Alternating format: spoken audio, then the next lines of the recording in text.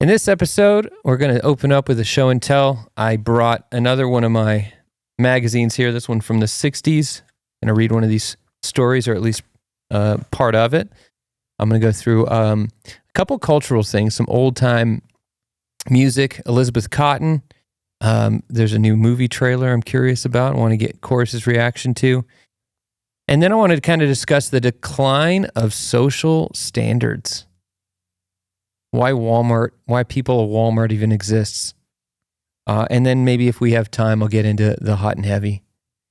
Okay. Before we get into it, if you guys would be so kind, support the show. We have St. Pancho candles made by my mother. She hand pours them here in Bosque Farms, New Mexico.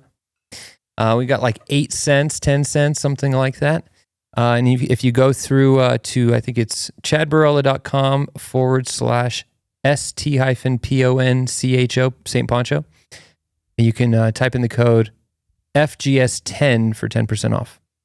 Also, giving you guys a heads up warning, working on my Fall Heritage collection, and it will be available November 10th.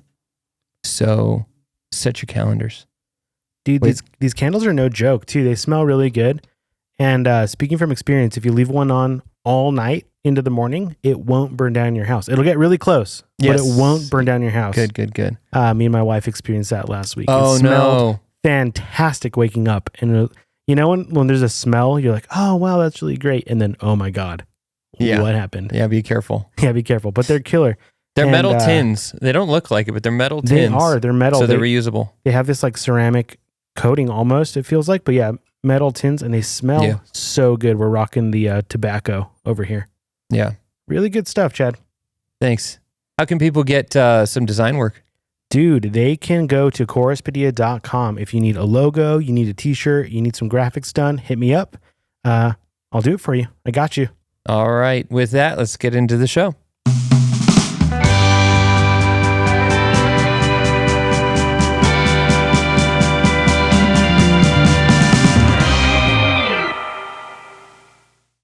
All right. Frontier Times. This is one of the magazines. These are real cheap. They originally sold for 35 cents a week. I believe this is weekly. This one might not be weekly. The Frontier Times. It's crazy. All this stuff on the back was brand new. That's another thing we did on the show once, I think early on. The design of cars. We're going to get into that later in the show with the decline of standards in society. But this too, just great design. I like the color specifically. I wanted to get into this. I want to show you a couple pages in it real quick. Frontier Post. There's a bunch of stories. This one's the cow by the tail. So I guess they do them in parts. Like they might have the previous week done a part 1. This is part 2. And then they got the fiddling trapper. They got real pictures. They're real stories, real people. So cool. And so this is just generally the West, but it's Oklahoma, Kansas. I've seen some stories. The Invisible Death at Delamar. A Rider of the Wild Country. Why don't you hit that music? The Santa Fe Trader. Of all the individualists who made their fortune plying the long road to the Southwest, Greg was the queerest and loneliest. Uh-oh. And by queerest... Watch out for Craig. I can't believe... Yeah, I don't think I meant gay. But you never know.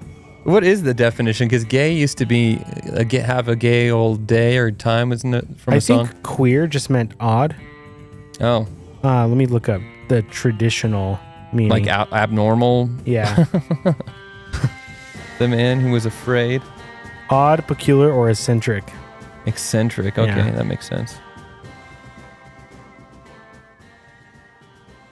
So let me read one real quick. Keep that going. This is an awesome one here. This is called The Lawman from Arizona. He was a sheriff. Commodore Owens had to take on 4 men, and practically no one was worried about the outcome, except the 4 people he was stalking. Sheriff Commodore Perry Owens rode into Holbrook, Arizona territory and stopped at Brown Kinder's livery stable. I'm a terrible reader. The time was about 4 p.m., September 4th, 1887. At the stable, he met livery Sam Brown and Justice of the Peace D.S. Harvey. The men said howdy as Commodore dismounted and started tending his horse. Both men had become used to the Apache County Sheriff's peculiar name and odd appearance. To a stranger, however, Commodore was a startling sight. Standing 5 feet 1 inches. I'm just kidding. That'd be funny. Sitting 5 feet 10 inches tall. He had a somewhat athletic appearance. His lean body was rough and wiry. His hands were of average size. It literally says that. But his feet were small. This is gold, dude. I love it so much. How funny. It's a long story. I won't read it all, but I just had to give a little test taster. Taste tester? Said it the other way around. Strike that, reverse it. If you guys want me to read full stories, actually, Chorus came up with that idea, I think it was 2 weeks ago, of reading a couple of these stories, some music and some Foley, and maybe like do them for like kids' stories or something. I think that'd be pretty cool. But yeah, it's just one of them. Like, I will be reading these to my kids. I have read a story or two. But the imagery, the text, we were talking about the design in these things, the ads, that was one thing I wanted to take note of. So this cartoons, that's so funny. The Mexican cowboys. But all the ads are like guns and scopes and stuff. They know the target audience, that's for sure. Yeah, definitely. You don't really see that type of thing anymore, huh? Guns ads? Oh, boots? No, it's like a no-no. You can't advertise for guns. Really? Oh, yeah, I forgot about that. Didn't they do that on Fox or something where they were advertising guns for kids? Like a 22 for a kid? Oh, really? Yeah, and they got mad at them. Yeah, this is the ad. You could just look at the ads in this and it's great. Anyway, the Frontier Times. That's fun stuff.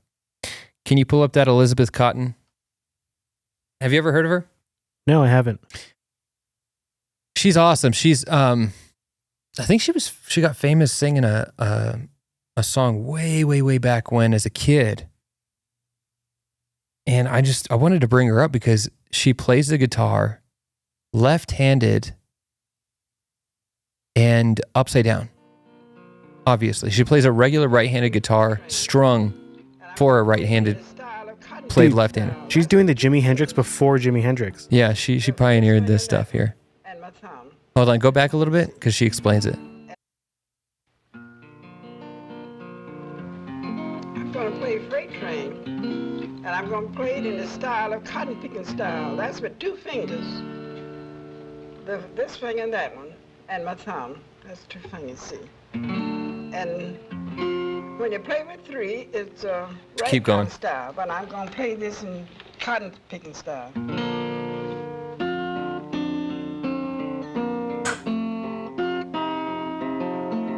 See what she's doing with her pointer finger right there? She's doing the alternate bass. Interesting. And I do that with my thumb. Everyone else does that with their thumb. Pretty crazy. Freight train runs so fast.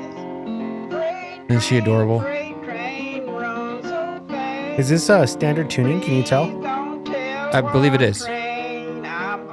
But like I said, it's played in an odd way. That'd be so hard to do. Like all her shapes and everything are backwards.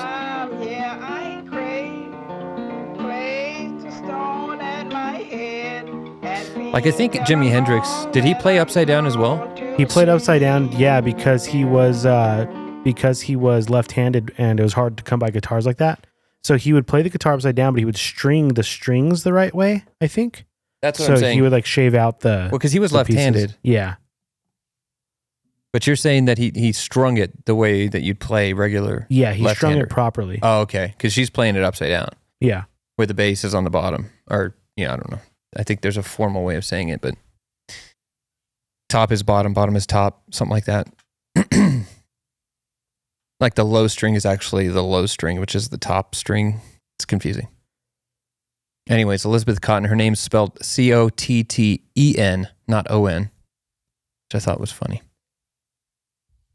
So there's this movie I saw the trailer for, and I was like, you know what? I've not seen a movie in a while. Actually, no, that's not true. I saw one a couple months ago. What did I see? I saw Mission Impossible. But I'm not a big movie guy anymore. I'm not a big Hollywood fan. But I saw this. Did you have it pulled up? Napoleon, the movie, with classic Joaquin Phoenix. Oh, I love Joaquin Phoenix, dude.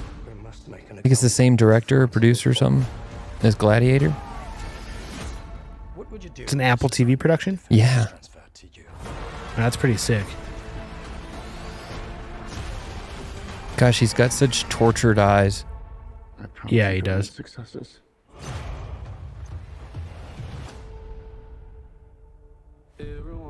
You've seen Gladiator, yeah?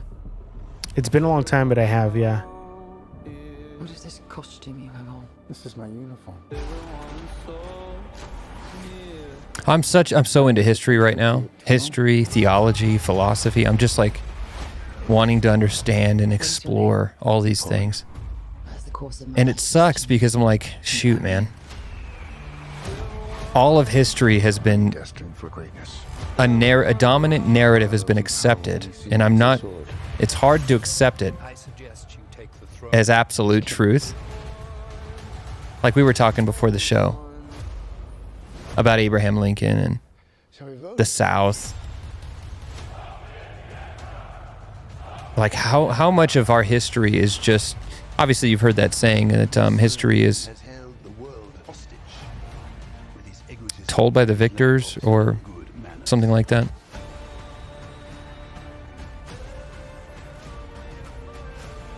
Like I was even hearing about this is the French Revolution, right? Yeah.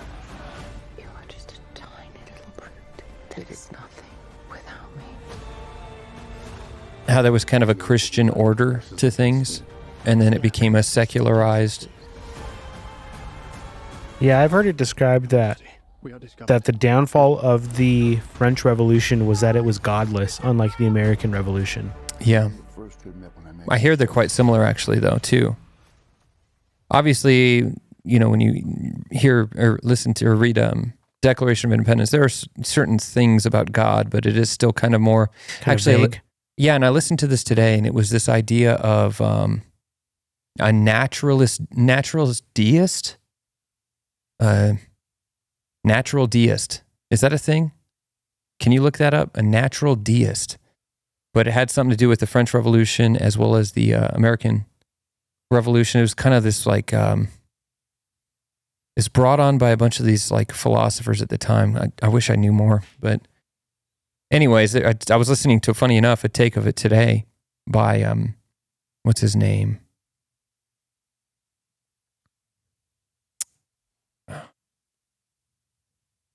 N.T. Wright. I'm curious with this guy's position on a couple things.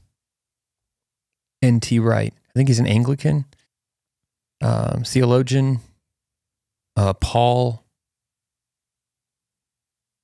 Whatever. Whoa. I'm not sure if this is the same thing. I'm seeing natural deist. They're saying that's like the worship of nature, which would be more pagan. So yeah, and it's kind of like, he was kind of describing it's like there's the idea of presuppositionalism. So because you can't get to certain conclusions without a degree of presuppositions of like, yeah, that's because God said so.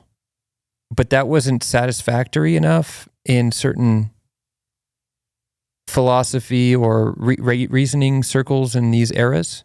The people that kind of spurred these on, I guess Thomas Jefferson was a natural deist, if I'm not mistaken. And so they're not necessarily like Christian. They believe in God, but in a vague way.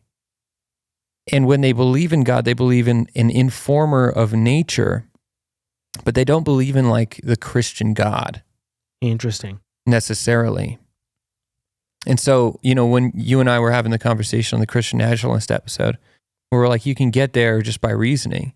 Well, I do believe that, but it's almost as if it's stripped. The truth has been stripped of its name, right? Its authority. And through natural deists, they depend on what they can sense, which in the idea of Platonism or Plato, you can't really trust your senses. And so we're in this weird, I don't know, it's weird to think of history in different eras of thought. Like we're in a secularist, natural deist type government situation where it's not Christian nation, it's a post-Christian nation like what apparently the French Revolution was. I actually don't know much about that history. Yeah, it's interesting to look at because there is like in principle a lot that is similar to the American Revolution, but like where it seems like culturally, at least the US, we leaned into the morality of our religion. They like desecrated the churches with like heinous acts. The French revolutionaries? The French revolutionaries. And turned them into like these debaucherous places. And it's hard to even like fathom that happening in the US, but it's also hard to fathom like the church in France had been so weaponized against the common man. It was like a hierarchy of oppression. So it had been corrupted or something. It had been corrupted. Not that what the revolutionaries did in response was a good thing. Was like I could vouch for. It's like the pendulum swung to the wrong direction. Yeah, it's like a crazy case study in like almost the miracle that America is.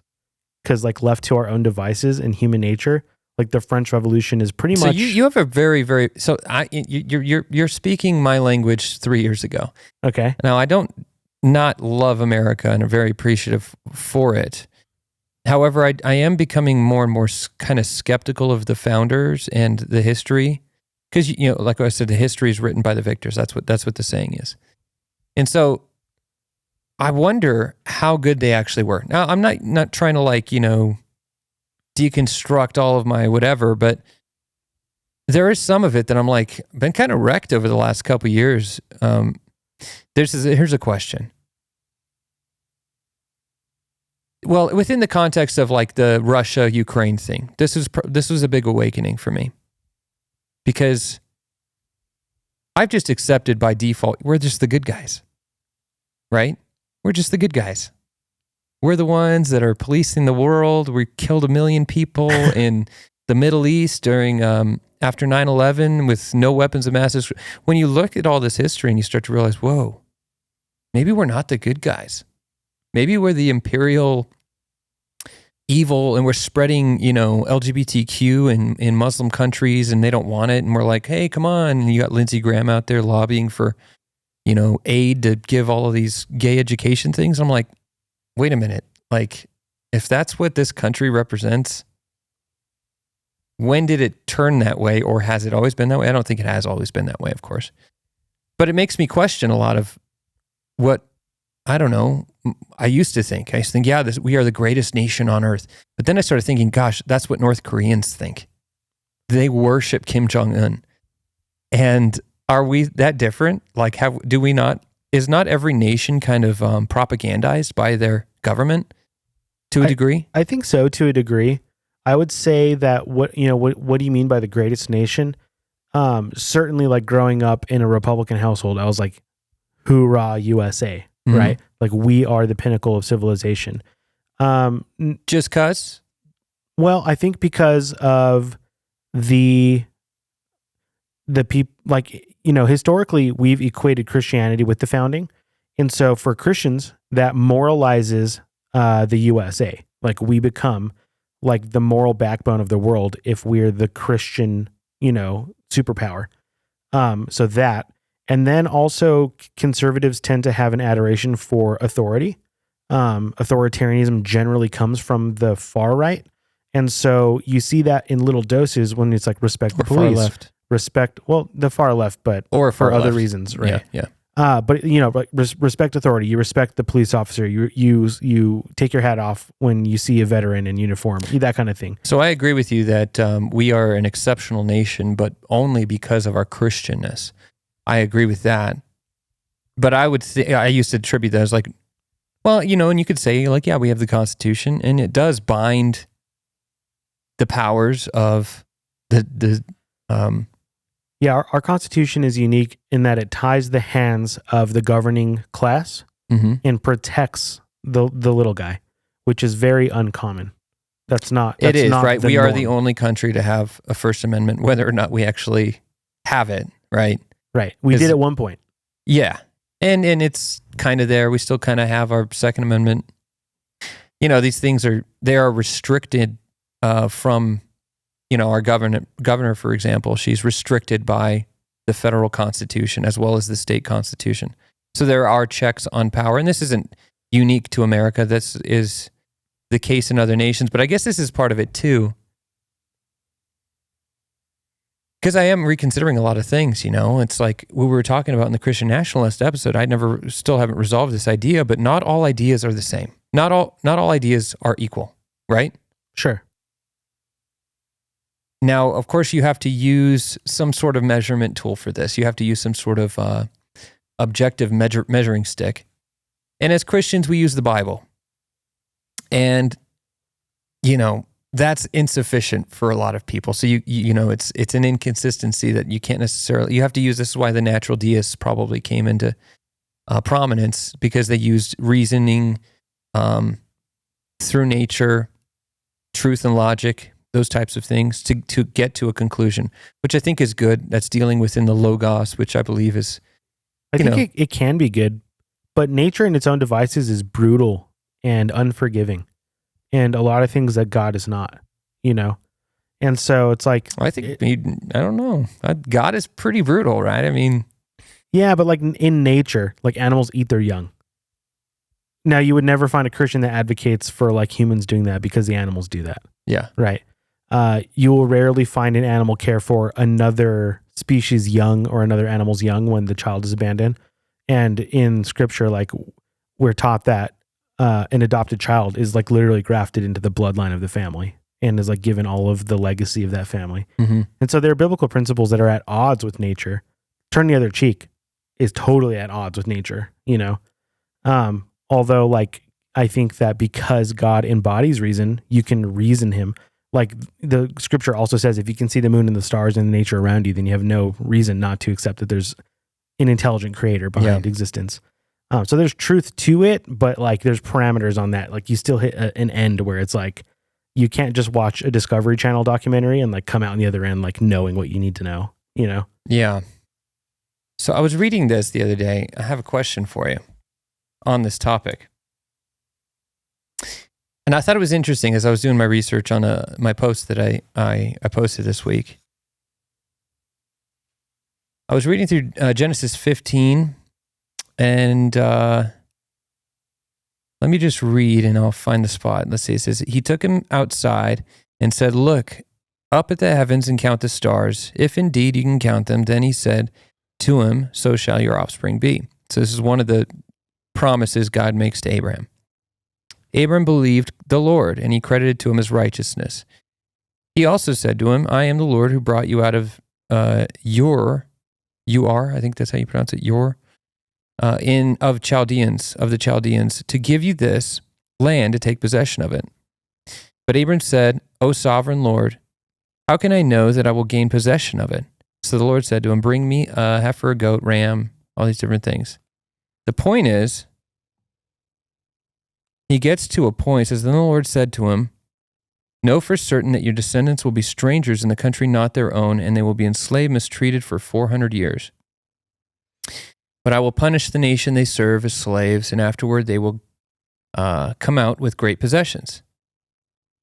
You, however, will go to your fathers in peace and be buried at an old age. In the fourth generation, your descendants will come back here. For the sin of the Amorites, this is it right here. For the sin of the Amorites has not yet reached its full measure. I thought that was an interesting line. I'll just float with it. This is how I read it and how I'm currently understanding this. So he says to Abram at the time, I'm giving you this land, but you have to wait. And you have to wait until that society, that culture that's already in existence in that land, you have to wait until they sin fully, until they're fully given over like Babylon, like Sodom and Gomorrah, until they've sinned themselves into exhaust. And then you will take it. It's almost as if, it says this in Joshua, similar principle when he says, I'll make this a question because I want to hear your thoughts on this. But Joshua says to the Israelites, he says, if you guys don't continue on in your faithfulness to God, if you don't continue on in obedience, he'll give you over to another nation. So there's this idea through these two points within the Old Testament where, look, if you're not going to obey God, he's going to subject you to somebody who will. You're not going to maintain. It's as if a society has to be, at least to a degree, under the reign of God. Otherwise, it's chaos and it doesn't last, or it devolves quickly. And so my question is there a point when a nation is too far gone? And it's, well, funny enough, we're tackling these topics in the current conflict situation, but is there ever a point when you're justified in conquering another people, another nation? Controversial question. What do you think? Is that what it's speaking about? Kind of like, hey, look, you're going to take this land, but not until they're ready for you to take it over. I think there's a good argument to be made for the idea that, this land will become so corrupt that now an overtaking would be moral and just. Right. For the citizens. That's an interpretation, one that I'm sympathetic to and would like to delve into. I think the more obvious truth is that there is a sovereign God talking to his people, and he happens to be privy to things that they're not. And so I just had a thought. Sorry. There's this idea that you brought up the morality of conquering another nation that's been given over to poor leadership and their citizens are suffering morally, physically, all of these different ways. I was just thinking of condensing that down into like a family situation where like you see children on the streets. At what point does intervention need to come in where you're like, hey, whoa, this child is being abused by their parents or, whatever it is, to where the society or another, family comes and says, I'm going to take you. Where you have to step in. Yeah, I know that sounds terrible. But it is also kind of like a moral question at some point. It's like in the preservation of that kid or those kids, in the preservation of those citizens, because they've been subjected to the absolute depravity of this civilization, poor leadership, kind of like us here in America, we're just being pillaged, tax dollars going overseas to Ukraine, all these different things, moralities rampant, kids are being taught all these transgender thing, whatever. At what point, it's kind of like Putin, come invade, dude. Christian, strong leadership, come invade us, please. I'm joking, kind of. I feel like, there probably is a point when it would be moral to do that. And we could probably draw up on a board, when this starts happening, do you invade and help? And I'm sure 99% of the listeners would agree that there's a line for that. Yeah. I would say it's pretty... At what point? Yeah, at what point? Well, yeah. I think the issue is that the U.S. government uses that excuse all the time. Sure. Like Operation Desert Storm, I believe, is where the whole idea of like this dictator is gassing his own citizens, and we've got to step in and do something about it. And this is the premise for every single war. It's humanitarian. You have to dehumanize the enemy. This is what's happening. Israel-Palestine. This is what happened in 9/11. These people are like subhuman. We gotta go and conquer and demoliate this nation or whatever. And it's justified. And the justification makes the goals it makes the goals very obscure because it's like, what are we going in to do? Right. Are we going in to like seek the betterment of every citizen? Well, when does that end? What day does that end? And to what degree is it better? That's are a we good going to wait question. until the Middle East looks like, downtown New York, where it's like a civilized society? Downtown New York is its own war zone, Yeah. And so to what degree? So defining those parameters is really important to figure out like, what does success look like? What does the goal look like? And then also making sure that your details, you really have to know from like a nation state standpoint, the truth, which I don't believe are really privy to in most circumstances. Yeah, it's an interesting thing because there's that idea on this is that is it possible to have a benevolent conquering? And is it possible? And obviously, it's possible to have. It's just the default that it's always a malicious thing to conquer. But there is a moral. Conquering always comes with a degree of brutality. So it's not costless. Sure. Yeah, there's a degree of force that's involved in conquering. But it makes you wonder, like, this logic, if you carry it out, I essentially am justifying the Inquisition. Right. I was going to say it's a tough conversation to have because it's like, are Native Americans better off today than they would be if we weren't here? Well, from a technological standpoint, sure. From a cultural standpoint, it'd be hard to make that claim, I would think, unless you're speaking from like a Christianity standpoint. Then it's like, that now they have access to the gospel. It's like we've created in America, like we're the fast food capital of the world. Like all these genetically modified foods, and then you look at the Native American demographic, and a lot of them suffering from diabetes and all these different things, probably because of the food they're eating. Here? Exactly, because of the Americanized diet has been imposed on them just through, our proximity, I suppose. But it's all fun and exciting things to talk about, but I think that specifically is something I'm thinking about. My uncle was a knight of Columbus, and I remember asking. He had like a ring because they have, I think, club rings, And I asked him, I was like, "What's that?" And he's like, "Oh, I'm a knight, Knights of Columbus guy," and he was talking about the Inquisition. He was talking about some of these things, and I was like, "Oh, that's bad, right?" He's like, "What?" He looked at me like I was stupid because I was questioning it. And I was like, "Yeah, like that's what was bad, right?" And he was like, "Well, no." And so he's since passed, but I would love to pick his brain on it. Who has that ring? It's probably my aunt. That'd be cool to see. Yeah. You could probably look it up. Knights of Columbus ring. I'm pretty sure most people, there's like a blue stone or a red stone. But I would love to know the case for the Inquisition, the case for conquering. Because I'm open to the idea. I'm not trying to conquer anybody, but I am open to the idea because I'm also open to the idea of someone conquering America for goodness sake. Funny enough. That wasn't the one he was wearing, but that's pretty cool. Gonna have to make a Knights of Columbus ring. Cuff. It's a Catholic order. Dude, it'd be sweet to be a part of a men's club. All right, so this is on topic here. Decline of social standards. I saw this floating around the internet a while ago, a few days back, and I thought it was quite powerful, but it's right down my alley, specifically in regards to quality of made goods, the way people exemplify themselves. He makes a pretty good case. Do you have it? Got it.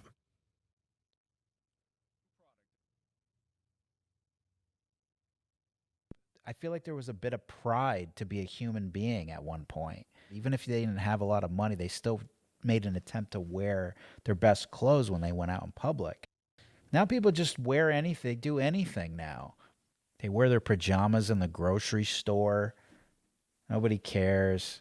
That's rough. The thing is like, people at Walmart, dude, you go to don't care, then why? Yeah, I take Walmart over care? Target people any day. Even the trains back then, people took, and you look inside. I want to hear about that. And there's areas with couches and record players, like a cigar lounge. It's like little beds, and it's like they make it look nice. Pause it. And then people.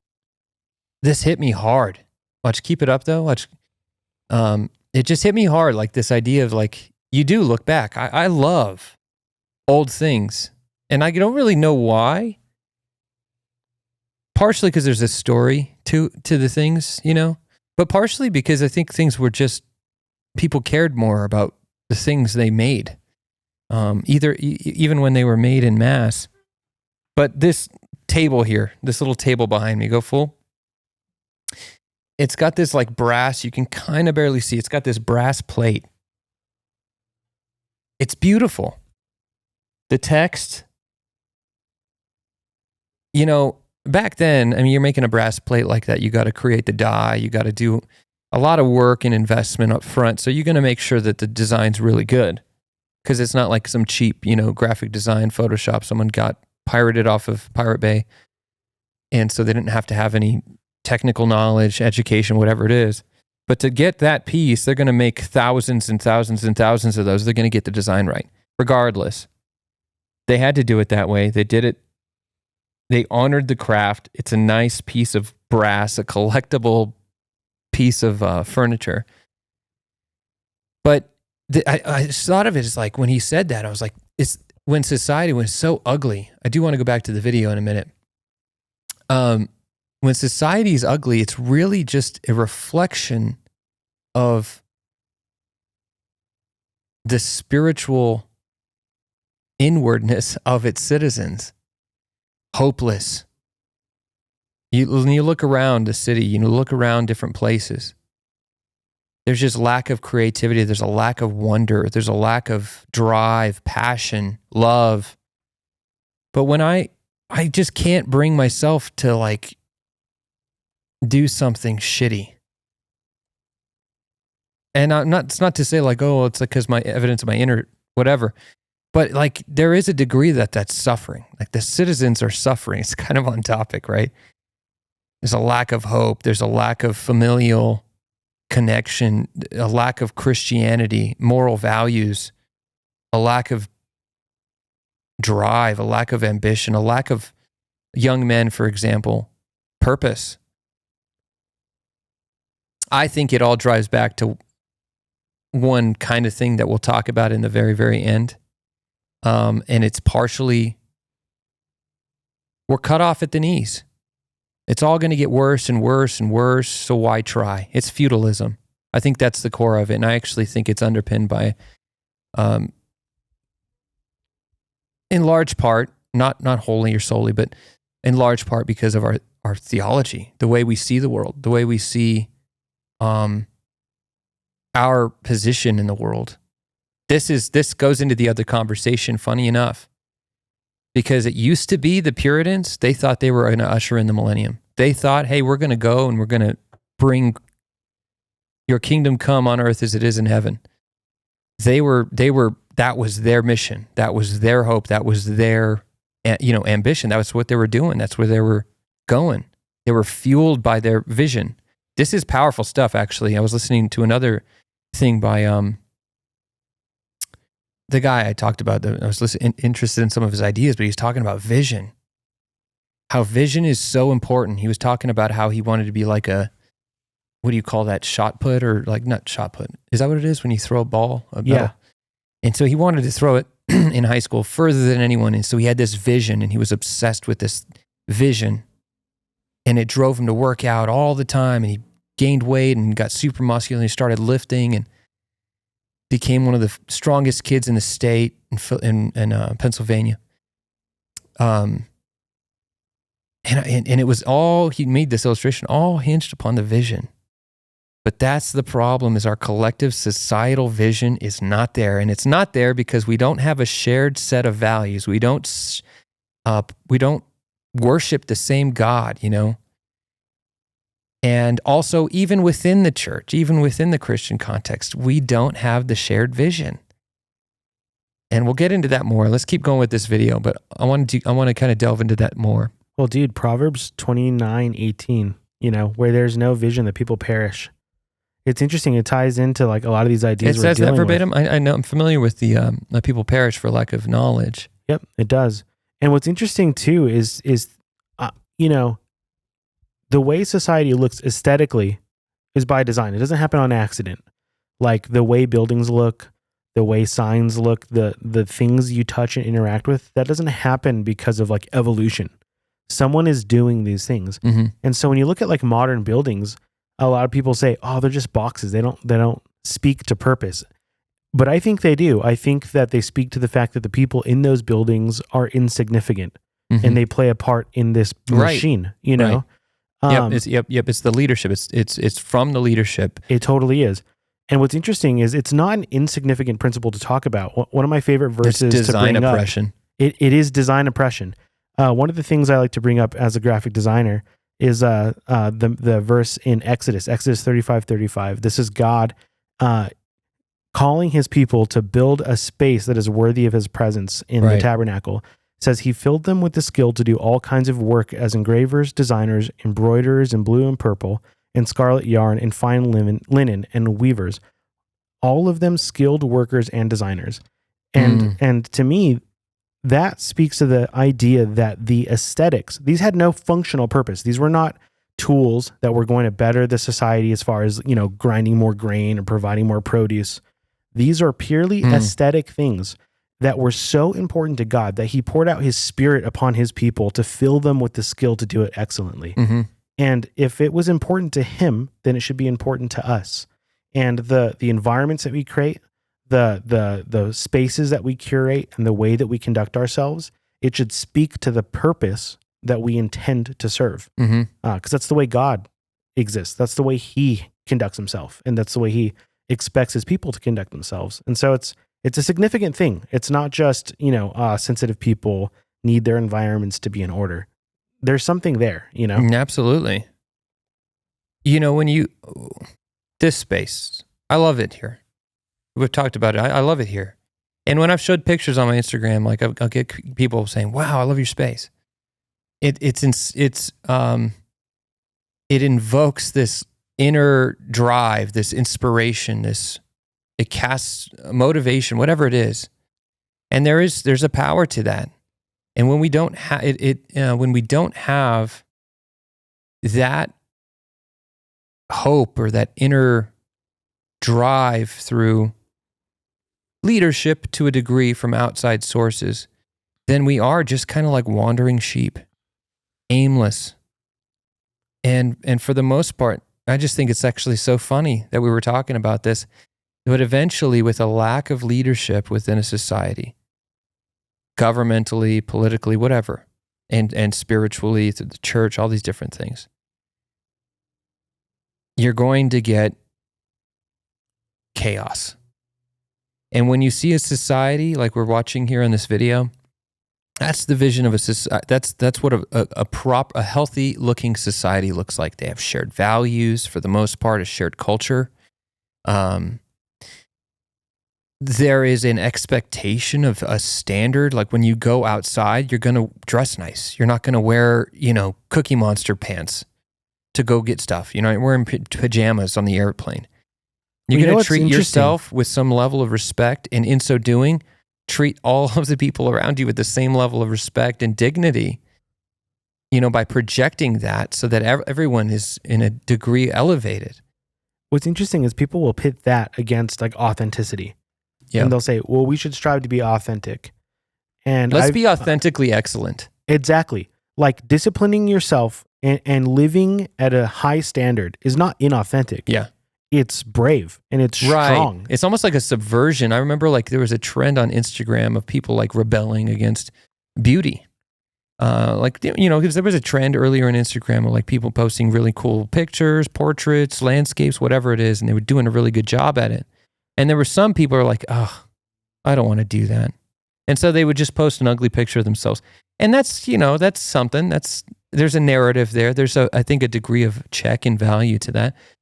But it's also like this rebellious, like, I'm not playing your game, you know, of beauty. And it's like, kind of like kicking the ball. I'm going to take my ball and go home type of thing. It's like, I don't want to play. And it's like it's like a selling yourself short. It's like, you know what I mean? Like it's giving up. And that's not good. I'm not saying you need to compete on that level. You express yourself in your own way, but don't give up. Don't kick the ball. You know, we're all in the same team. And so I talked about this with the Japanese thing. There's this degree of like, I talked about it with the restaurant thing, right? Where I went and I paid $3 a roll of sushi and I couldn't tip because he was like, no, I'm not going to tip you. I want to treat you highly as a fellow citizen. And so I'm going to charge you what I want to charge you that I believe is a fair price. And he wasn't doing the American thing, was just like, oh, get what you can because the market says you can do it. You know, like the, what was that guy, Martin Shkreli, who gamed the market on EpiPens? Oh, yeah. He skyrocketed the price and because he knew the insurance was going to pay it, but certain people couldn't pay it, but he knew he could do it because of the market. And so he's playing the market purely. Well, that lacked a degree of empathy, a degree of respect for your fellow man at the core of it. That's where probably free market detached from anchored morality in Christ. It has to be anchored in something. That's right. That's where C.S. Lewis got. He's like, hey, you know, what morality means nothing unless there's an informer. You know, when we say that's not fair, we all have this implicit, you know, understanding of what fairness is that was informed by our creator. Some would say nature, but I think we should say our creator. Anyways, let's keep watching the video. Why they dressed up back then to go on these trains and to go out in public. And you could see how everything's nice. Everything car that designs was made was the back extravagant. Beautiful. Real craftsmanship to things. Wouldn't that make you want to dress up? Architecture. You take a train now. There's no character to it. There's nothing about it that makes it seem like, oh, this was created for a warm, nice, relaxing environment. Uninspired. For you. Take a walk through downtown LA. You paper think that's pushers. something to be proud of? You're gonna dress who up have in a the suit and potential go to be the excellent. store? No. Why would you? They let people on heroin just sit in front of the store shooting up. They defecate on the street. I mean, they allow all this. Well, what are you going to dress up I drive by for? it every single day. Man, people used to have so much pride. Look how clean it used to look back then. I mean, I'm sure not everywhere looked like that, but I mean, it was almost as if like there was this collective pride in being a human being, like shared walking identity amongst their creations. Like, look what we've done. Look what we created. Like, it's something to be proud of. Look at the cars now. They suck. Take a look at some of the cars back from the 50s and 60s, even the 70s. I mean, they were just like there was character to them. There's no character to these cars now. They just churn them out. Spending time to craft a beautiful car doesn't fit into the business model anymore. Look what happened to Detroit. It was the #1 car manufacturing city in America. And now it looks like a third world country because they all moved out. Yeah, the entire industry moves out. Done. It just all falls That's apart. good. There was a classic car museum. I just don't think that you'll ever get to that point again without a shared identity, shared set of values, where you have this commonality between your fellow man. Yeah, I don't know what gets you there, but I think that is a product of people who had a communal, like, I care about who drives in this car. I care about, who wears this cuff. I do. Because they're going to have this, hopefully, for the rest of their life and pass it down to their kid. I want to know that it's going to last them. I want to know that the finish is going to be beautiful. I want to know that the design is not going to tire them out, it's not going to look ugly. Whatever it is. I care about those things, and there's a degree of that's why we're talking about these magazines. Like, there's a degree of I want to impress my fellow man. I want to inspire them. I want to drive them to go upwards, to be better. That was an interesting thing moving back to New Mexico. not digging on New Mexico. There's also there is charm to it, and the authenticity thing. We talked about that with Hunter in the last episode. It's authentic here. But there was a thing that I had to fight mentally. Like, why dress decent, you know? Why not just go out in my Cookie Monster panties? I'm just kidding. You know what I mean? Like there was this feeling of the land of manana. It's always encapsulated in that phrase where it's like, yeah, do it tomorrow. It's like this apathy, this doesn't matter. Who cares? It is hard to articulate because it's not quite pride. I don't think that's even the right word. That's the word he kept using. And it's not just about the superficial things. Like the scripture says, I've clothed the flowers when I take care of you. Why are you worried with what you're wearing? But there is a deeper truth that you're talking about, which is like a shared culture and value system.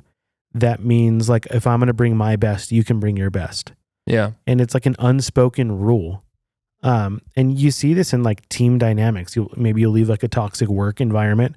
You join a new team, and this team, like, they bring their A game and they're there on time, and there's a standard. There's a standard. And it's not like the law coming down on you and like the staff handbook. And it's not like HR telling you to dress right, but you kind of look around and you're like, okay, I'm a part of this these team. Guys are like, they're hitting it, and I can do that too. Yeah. That's a good analogy. Is this, again, another a distilled version of like a bigger, wider society. Yeah. But it is this, like, I'm a part of this team. I love this team.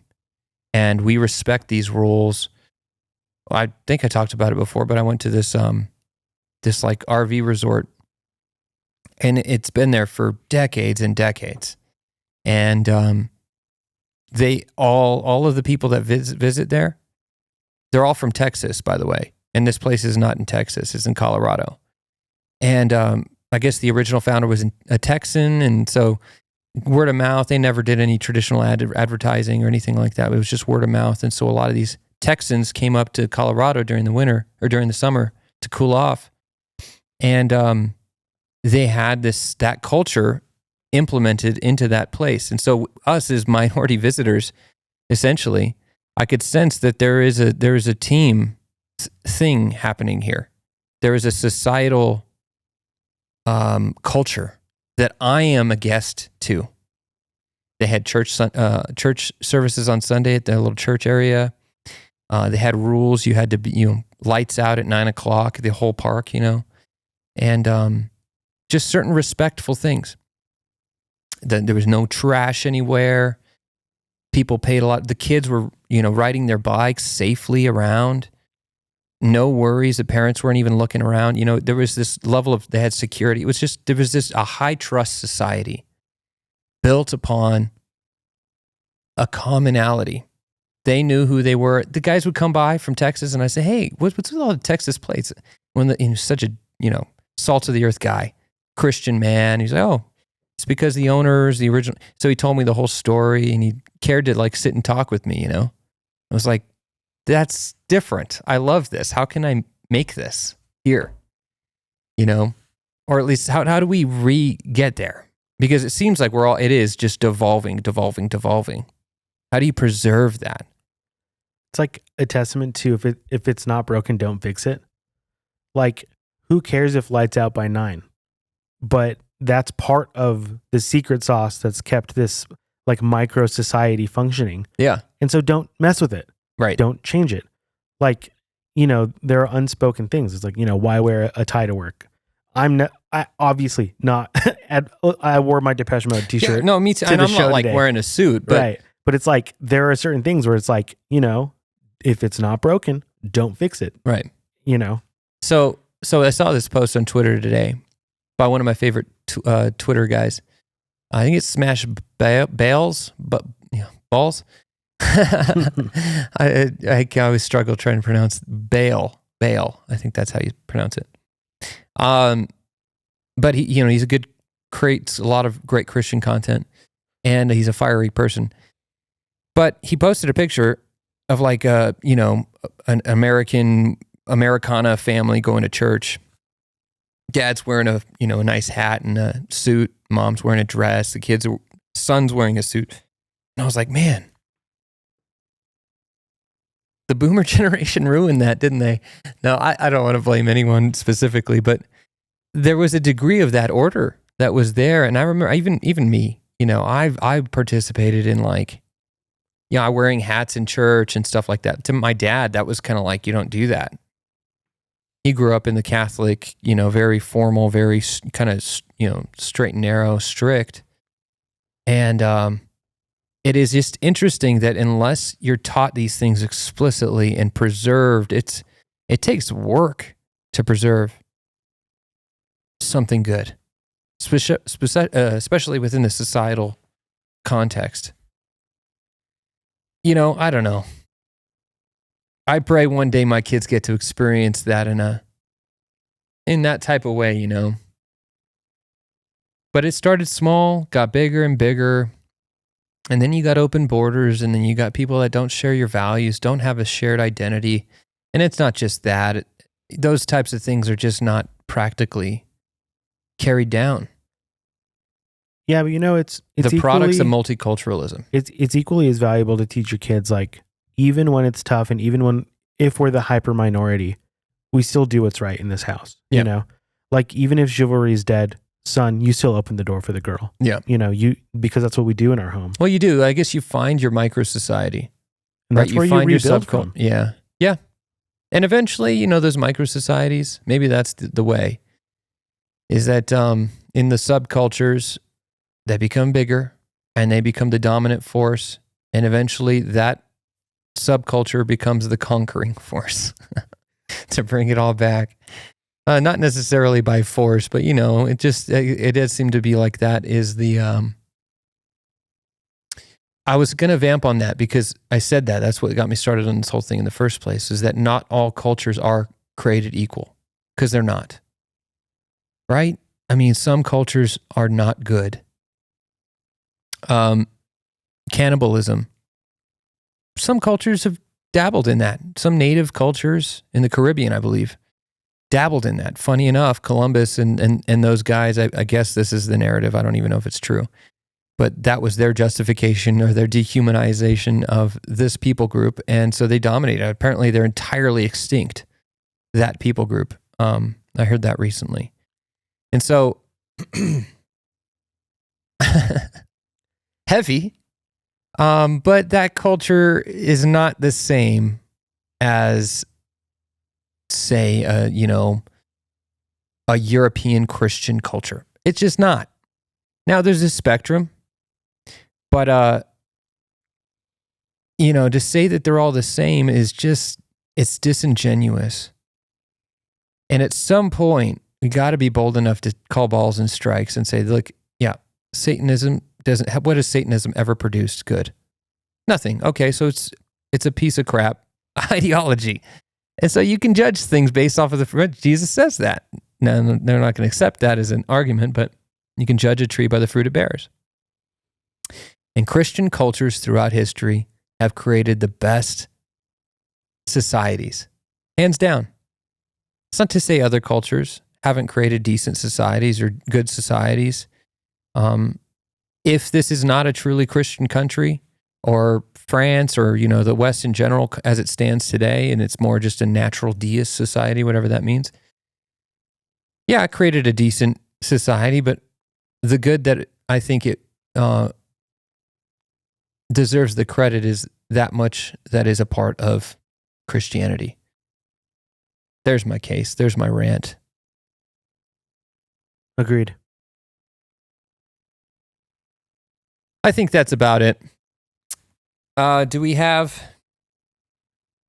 That was good. We didn't even really have much in regards to show notes on that, but... Dude, we just straight freestyled that bad boy. That was great. Good job, man. I wanted to tell this story at the beginning, but I forgot. On my way here, pedestrians there's like no care anymore, it seems. But I saw two people, and like a kid and his mom or something in the median right here on Montgomery.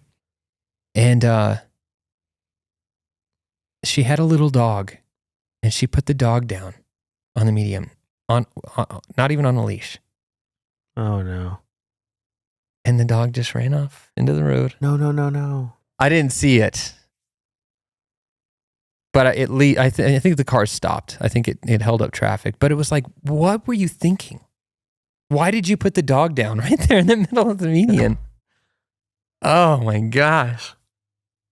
Dude, I'm noticing like the homeless community by my house, they have the same attitude toward traffic as the pigeons, which is they don't give a crap anymore. They'll stare you down and like play chicken with you. Do you carry a gun with you? Yeah. Yeah. You have to, man. Yeah. Yep. Yeah, I always worry, man. I worry. I drive right there on my way downtown.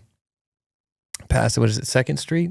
Yeah, there's a couple shelters there and they congregate right there on 2nd. Yeah. And it's so, we talked about it before, but they're dying, dude. Many of them. I saw a guy there right by our shop. Just high as can be. Out of his body. Like it's weird. They escape. They're not even in their bodies anymore. Well, for a period of time, it's got to be euphoria. But then, man, gravity comes back really quick. It's sad. It's really sad. Yeah. And what else? I think that's it now. Listener questions? Yep. I've got a couple here. This one's for you, since I think I've answered this one. How do you maintain good work-life balance? Dude, I don't know. You're going to do some more work after this, aren't you? We're filming this at night. Yeah, I got quite a bit of work to do. I don't know if work-life balance is real. I think maybe you go through seasons where you give more and you take more. But being aware that that's happening is the biggest thing for me, and articulating that to my wife, like, hey, this is going to be a crazy couple of weeks. Are you on board? Because the worst thing in the world is like missing the expectations of your loved ones and overcommitting or undercommitting somewhere. And so for me, it's just trying to be specific in what needs to happen, when it needs to happen, and just trying to like reevaluate that over and over and over again. Like, am I hitting the mark? Am I investing the time where it needs to be right now? And I'm sure that changes. Kids change that. I know. I don't have kids right now, so my schedule's a lot more lenient and forgiving. My wife is super understanding and is very gracious with my schedule and the things I'm committed to. And we try to communicate when we're like over committing to things. So I don't know if actual balance is real or if it's more an issue of being specific and being like tempered in how you spend your time and where you invest that energy. And especially for the guys out there, like hard work can get you through a tough season, but it's also a great way to run away from your responsibilities. So make sure that like your home is in order, make sure your relationships are in order, and then work as hard as you can and honor the Lord. That's my 2 cents. Yeah. Yeah, that's a hard one.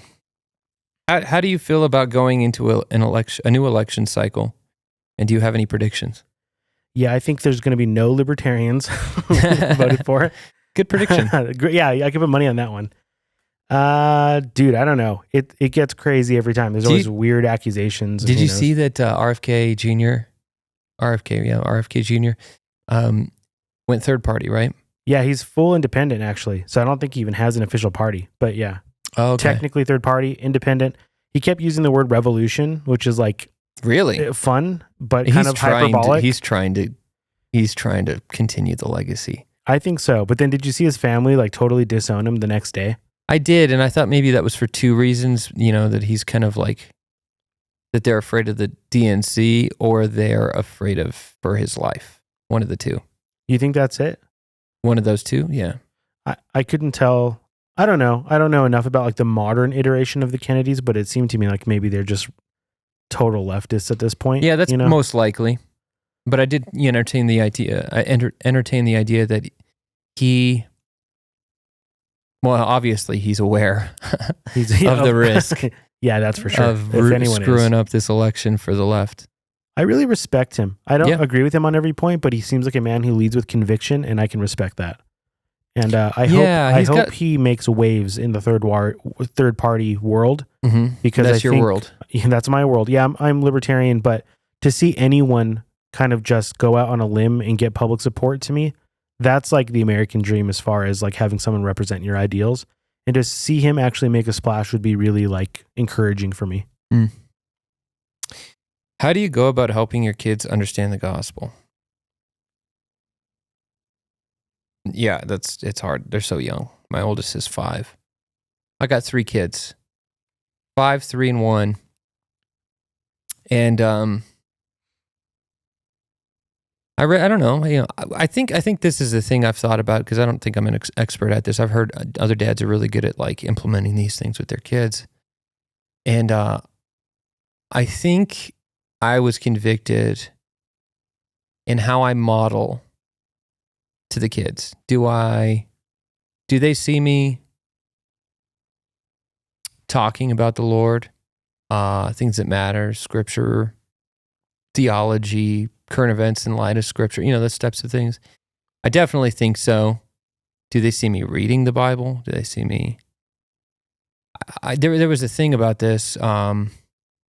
Some dad, I forget who it was, like a famous dad or something, was saying that he, in the morning he would read his Bible, but he'd read it on his phone. And his kids only see him like looking at his phone, so they think, oh, he's probably just on Twitter or something, playing a game, whatever it is. And he was like, well,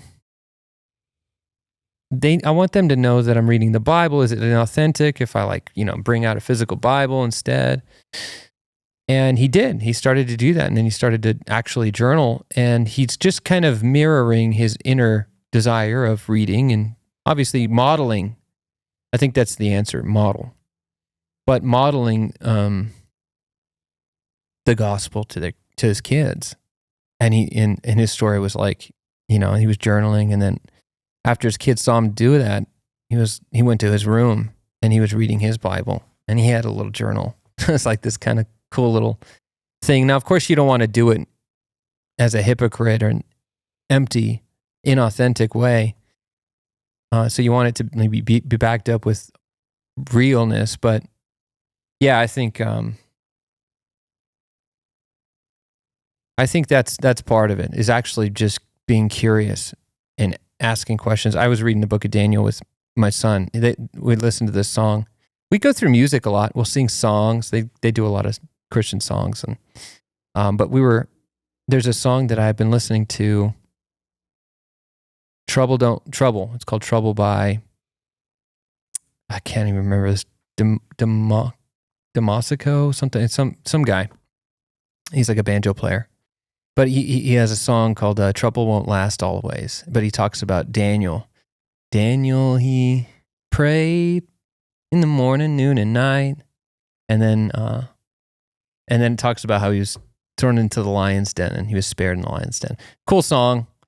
So we were reading the book of Daniel in light of that song, and specifically the lion's den thing, because he was interested in that story. So I was trying to read it to him. But he's just such a short attention span. I don't know. I think modeling's the best way for little kids to get it. Not that he'll ever fully get it until he's a little older, but that's my answer. All right. Do we have a final video?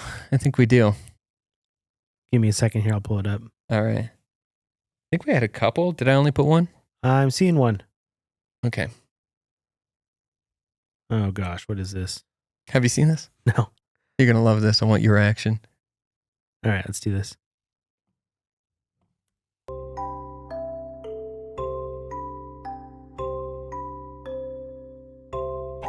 Oh. What? Oh, my gosh. Oh, my gosh. Oh, my God. Oh, my God. What is happening? First of all, there's way too many men at this dance and not enough women. I think that's the first issue here. There's too much like adrenaline happening. Oh my gosh.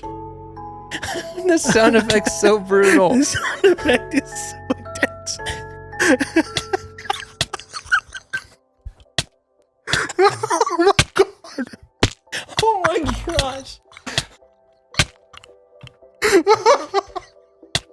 That's so intense. Why did that happen? That was just like a massacre of like fist fighting that broke out of absolutely nowhere. No, it was a fight, and it was somewhat violent. There's no blood, but definitely. It was like a dance, and then someone nudged this dude, and he started going ham on all of these freaking bystanders. Go to the comments. I'll have to like parental advisory on that because it is a little jarring to watch. But I'm not seeing comments. Maybe it got no replies, or is it? It's the tweet, right? Yeah, it's the tweet. There's no replies. I'm seeing reposts. I'm not seeing. Maybe you can help me out here. Let me pull it up. Anyways, it was I don't know if maybe it got taken down. That is weird. Regardless, the comments were like, he just found out that he was in a gay bar. And just starts going. Yeah. Because if you look at it, it's like, I didn't even notice that when I watched it the first time, but it's like all guys. And then all of a sudden, this guy's like rubbing up on the back end of him, back to back type of thing. And he's like, what are you doing? Oh, that's what triggered him. Yeah. I didn't even see that. Watch the beginning real quick. I was like, there's a lot of dudes in here. Like he's hitting indiscriminately and not hitting any women. And knocking out so many. Just like going after them. There was another one. It was like, the matchmaking ranking was messed up on this match. Oh, yeah. It's like a dude. So he's like, what are you doing? Like kind of bumping on him. Oh, my goodness. Oh, man. Oh, my all right, well, that's enough. Oh, my God. It just gets so brutal. Dude, that's worse than UFC, dude. It's just that's straight way up. worse. And then the way they flail, just like limp. Oh, my gosh. Thank you for watching the show. Yeah. Like, subscribe, comment. Love you. Bye.